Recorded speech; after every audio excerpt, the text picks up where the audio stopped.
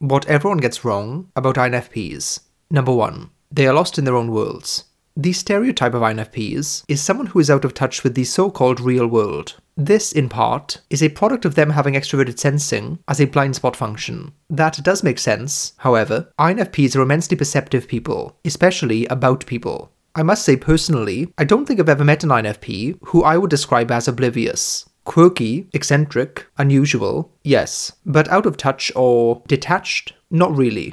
If anything, they tend to feel the pain of the world far more strongly than most. It's almost invasive to them. They see reality too clearly, but they don't like what they see. It's brutal, harsh, unfair.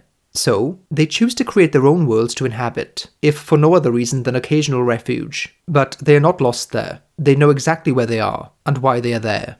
Number 2. They are not good problem solvers. There are many ways to solve a problem. Intuition is one of the best. INFPs are excellent with both kinds of intuition, NE and NI. That makes them formidable at spotting and making connections, seeing overarching and underlying patterns, and reading between the lines where other people might not even see the lines. Their third slot, introverted sensing, is equally pattern-seeking, but also functions as a source of crystallized knowledge that combines with their introverted feeling to make a rock-solid framework they can use to navigate through life. So where does this misconception come from? I'll put it simply, INFPs often have the answers, they just don't think that people will listen to them. They are rarely the loudest in the room, and tend to detest forcing their opinions on other people. So, they will often just keep it to themselves. Number 3. They are illogical. This is kind of an offshoot from the previous point. You can think of the function stack like a checklist that you go down, or perhaps a group of advisors, some of whom you value the insight of more, and consult always before the other ones. Typology teaches us that the true danger is to not integrate your full self, and to accept the fundamental difference of other people and how they approach the world.